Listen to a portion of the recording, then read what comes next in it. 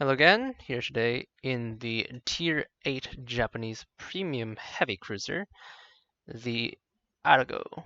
We are on the map Hotspot and we are top tier. We are on patch 0.8.6, so this is the fresh French Destroyer patch. And we're just taking our Atago out for a spin to get our tokens.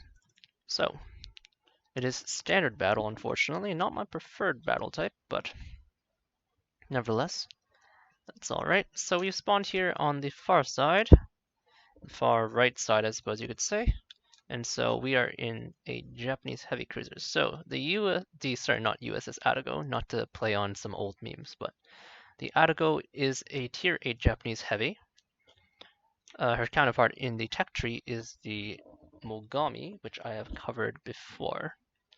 And she shares a lot more similarities, however, with the Miyoko than the Mogami, since the Mogami is typically seen played with the 155s rather than the 203s. If you play 203 Mogami, however, the Atago is very similar with some key distinctions. First of all, the Atago is a bit tankier. I do have survivability expert on this captain because this is my Zhao ranked battles, clan battles captain. However, without survivability expert, the Atago comes in with just under 40,000 health, similar to the Mogami, so the health is the same. They have the same consumable loadout, so that's fighters, defensive fire, / hydroacoustic. However, in addition, the Atago has the advantage of having the repair party consumable, which is something not a lot of tier 8 cruisers have. So she's quite a bit tankier than her tech tree counterpart. As well, she's quite a bit more heavily armored than the Mogami. The Mogami suffers from having essentially uniform 25mm extremities. The Atago shares her 25mm extremities. However, her upper deck armor here, so this strip here, is 40mm, which means you can bounce basically all battleship armor off your deck if you know what you're doing. She's also slightly stealthier. The Mogami comes in at 9.5 kilometers, whereas the Atago comes in at 9.3. She also shares the Mogami's 8 torpedo tubes per side. However, they are arranged differently. So if I just go to the torpedo arcs here, you'll notice that they're much more forward than the Mogami. Physically speaking, they're in the middle of the ship rather than located towards the rear here, as in the Mogami. And so you get a pair forward on each side and a pair aft on each side. So overall, her torpedo coverage is much better. She has the same excellent Japanese Heavy Cruiser 203 characteristics, that is to say destroyer dispersion, and 10 guns. However, she has a very long reload. Compared to the Miyoko's 13-second reload, you downgrade to a 16-second base reload on your Atago for all these perks of survivability. You can see there's 7 shell hits, nice accurate salvo, and 1 fire on that hipper for a whopping 6.68 thousand. I'm expecting him to turn back out here. I did ammunition swap to AP, so I'm going to aim ahead, switch back to HE, just because I can't really know what I'm going to be shooting at next. Some glancing hits, but not a bad AP salvo considering he did angle. I'm going to use my impressive Japanese rudder shift to just dodge out of the way of that salvo and continue along this flank. It looks like I'm relatively uncontested, so it's just the Alabama and Hipper here as far as I'm concerned. Okay, so the Alabama must have been in a hard turn for me to miss that salvo.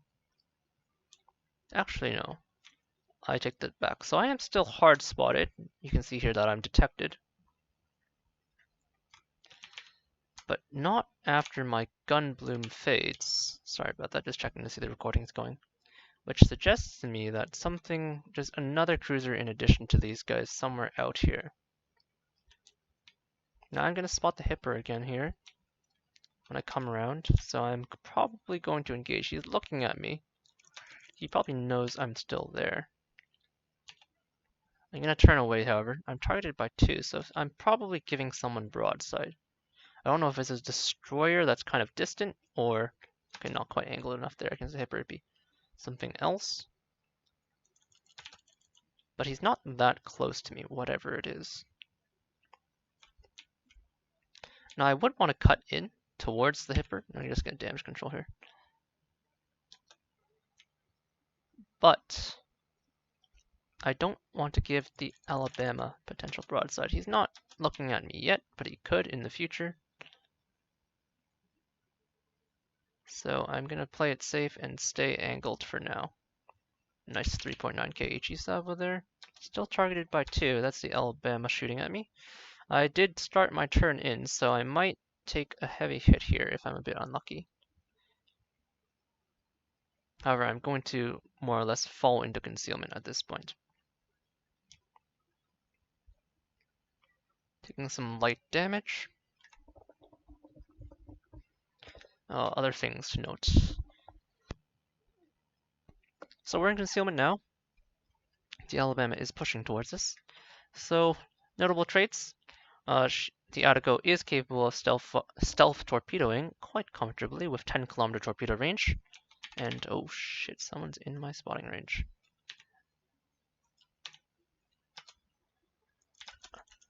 And 9-3 concealment. We are spotted now, so whatever destroyer there is shadowing us, there's like a DD here. Just letting my team know.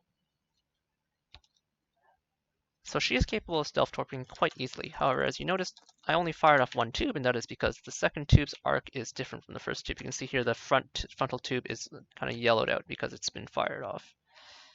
Took a pretty big hit there from not being angled. Just playing on the flank.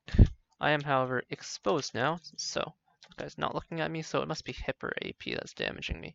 Just gonna angle away, get my ricochet game on. We see the Guepard and Cossack, so we know it is a Igla or Fubuki shadowing us. Okay, it's an Igla. Okay, I don't know what an Igla would be doing shadowing a heavy cruiser like me, but alright, fair enough if that's what you want. You can see there my torpedoes kind of sliding past the Alabama. Nice 8,000 torpedo. Doesn't seem that impressive, but you have to remember that the Alabama has a 44% torpedo belt damage reduction, so he's coming around in turn. My frontal tube's going to load in 13 seconds, and I am way too close. But I cannot disengage. Whatever destroyer is shadowing me is still shadowing me. Targeted by 2 now, so that's the Alabama turning his guns for me. So at this point, I'm somewhat priced into taking this engagement. Now I'm going to continue turning, because I don't want to give broadside just greed for the torpedo tube, but I can turn this way and access my other frontal tube. This is something, obviously, no other Japanese heavy can do, except the Yoshino at Tier 10, the Japanese Super Heavy, which has very similar torpedo arcs to the Atago herself. Now I did set a fire on the Alabama earlier, which appears to have ticked for a fair amount of time. I'm going to try and relight one. There we go. And I'm going to pop my heel at this point. Now rushing a battleship is not ideal for obvious reasons. I'm going to angle to give myself access to all 10 guns. But sometimes you don't have a choice here. So here it turns out that we were being shadowed quote unquote by an AFK Igla, which is very annoying, to be quite frank, because had he not been AFK, he probably would have come in a lot closer and I would have had a lot more notice. So the Alabama is coming around. I'm going to first start by finishing off the Igla because I don't want to be spotted. I'm going to pop defensive fire just for the Massachusetts/Alabama. Here you can see I can't use my frontal tube, but in case he turns in, I am going to launch my rear tube for him.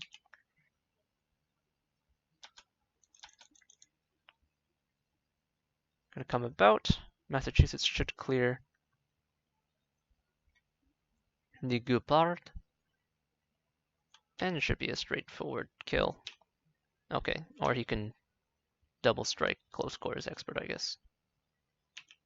That's fine too. Honestly, all I care is that he dies. So we've pushed all the way down his flank.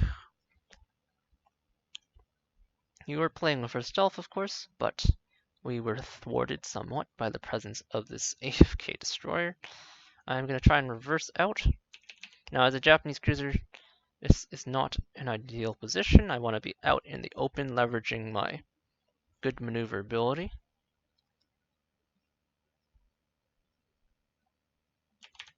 Not exactly an island hider. I have decent shell arcs, but nothing to write home about. I'm not exactly a USS Cleveland or a Baltimore, per se.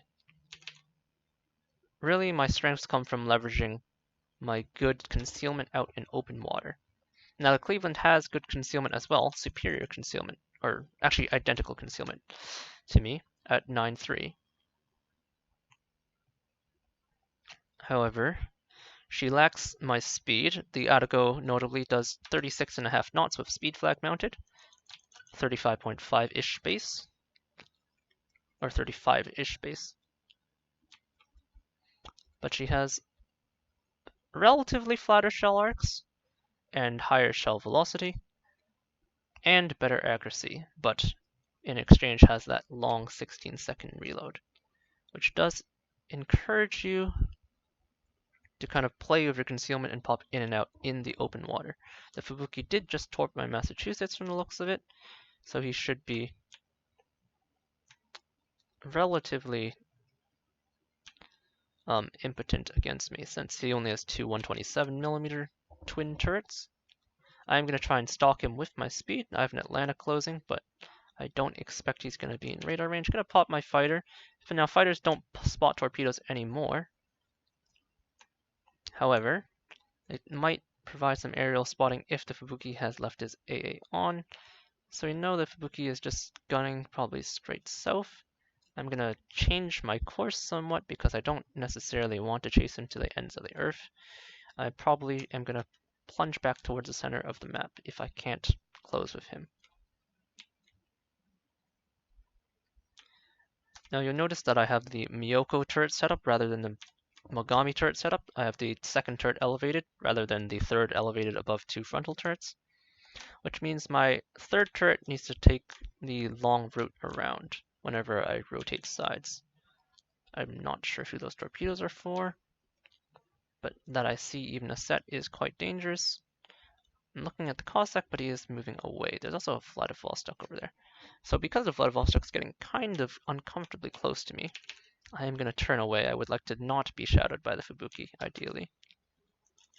Because, well, the Vladivostok is looking this way. And he has scary, scary accuracy. Looks like he has shells out from his rear turret for me. So I'm going to try and disengage.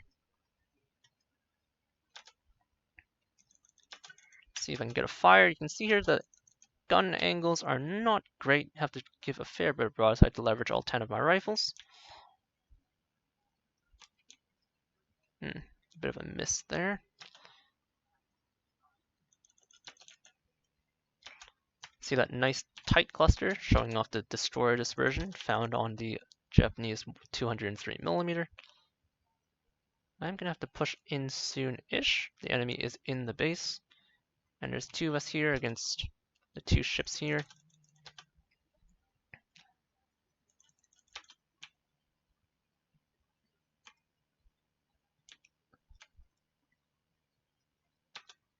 Vladivostok shattering a lot of my 203mm shells with his heavy armor. Because the Vladivostok is a fun and balanced battleship. So I'm getting a fair bit of side and I'm being targeted, so I'm gonna have to turn away. Don't want to risk getting dev struck. Got my fire.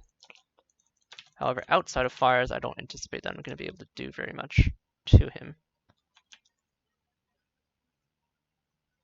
Lucky enough to get some overpens. Here I'm going to try and turn in through the island chain because I need to get back to the cap.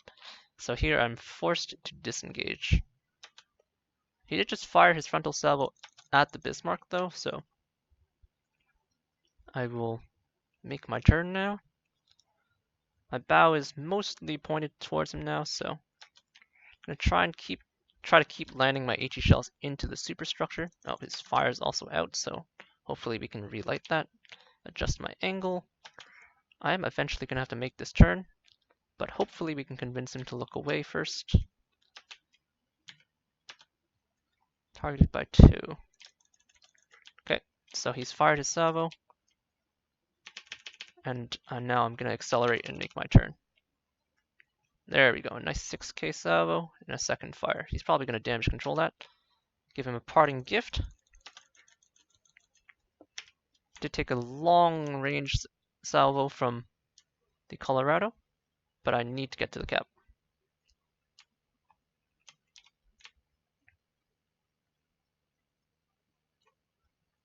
If I want any chance to win this game, I'm going to have to help decap.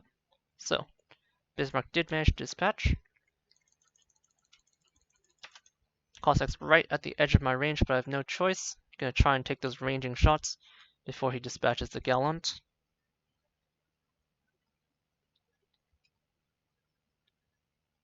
And New Orleans. Okay, Ognivoy taking out the Tirpitz is a great boon. We have, however, lost the Gallant. I'm going to try and strip off the cap points on the New Orleans. But I am going to need to take off the points on the Cossack as well.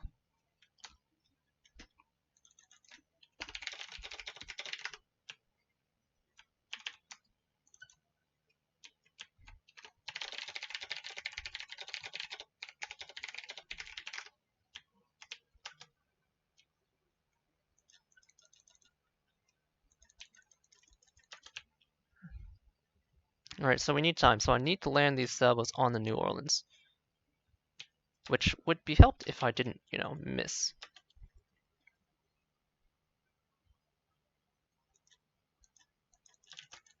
The Atago is fairly precise, but I only have basically one salvo to do that now. There we go. Got my defended ribbons, but I need to see the Cossack.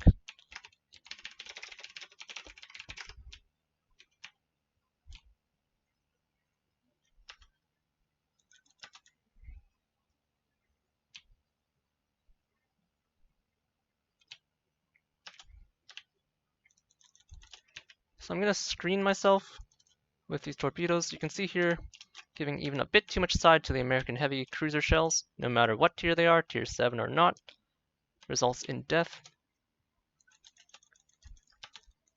I'm going to fire off that salvo in anticipation. I did get a defended ribbon, so that's good enough.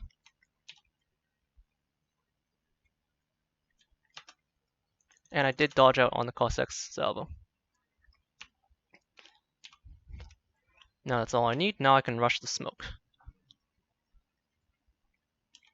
However, the problem remains as to how exactly I'm going to win the game, even after we remove just run.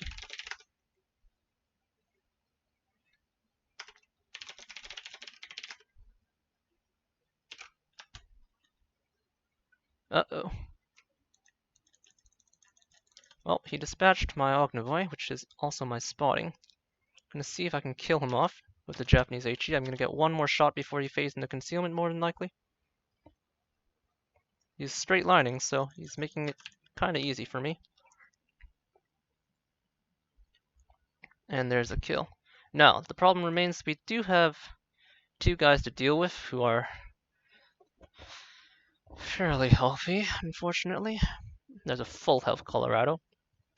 And we're down points. And there's only a minute 58 remaining. Oh, shit. Okay. We know the Colorado's over there. He's quite distant, though. And I'm not exactly a high alpha weapon. So it's going to be quite difficult to claw this back.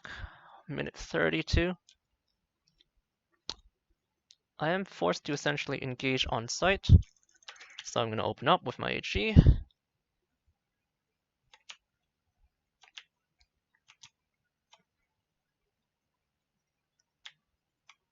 Going to provide as much angle as possible. Got a nice opening salvo on the unsaturated structures of the Colorado.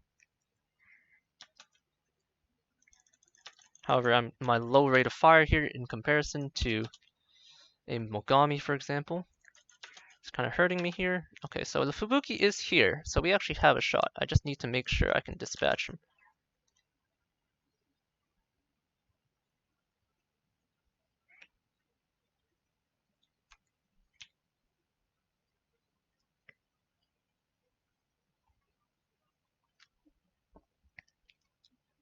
So I'm expecting torpedoes to come my way.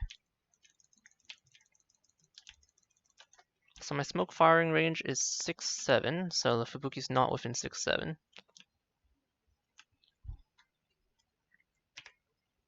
Gonna pop my plane here to try and get vision on the Colorado, however.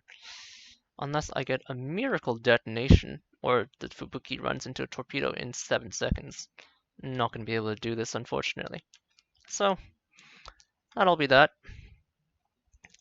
A bit tragic, did not get our ribbon, but we did get a pretty good game out of the Atago. We are top tier, of course, in one of the tankiest heavy cruisers in the game at this tier. So it's unsurprising that we'd get a pretty decent game, but all in all, it's unfortunate that we lost, but it is what it is. Sometimes you can't do everything. So overall, 142,000 damage, 158 shell hits, 1 torpedo strike, 3 planes shot down, those are just a spotter plane here, 3 incaps, 2 kills, 14 fires, showing off Japanese fire chance, 6 defended ribbons, and 2 spotting ribbons. We got a Confed and a Dreadnought. Team score wise, 1.59k base, just a little under the, just a little over the second place gun, the winning team. And times 1 times 0.5, 700, so just about a 2300 base game on a winning game.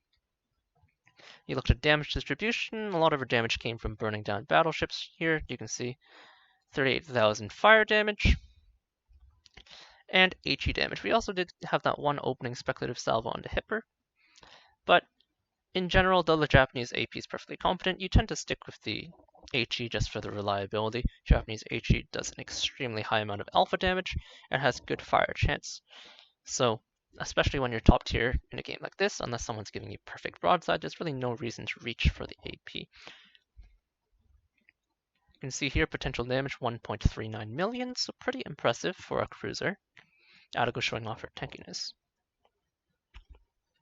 But yeah, anyhow, overall the Atago is a fantastic premium. Not particularly picky in terms of captain skills, as long as you give her expert marksman for the sluggish Japanese turrets and concealment expert to leverage her excellent concealment. She definitely will perform for you. And yeah, so there you have it.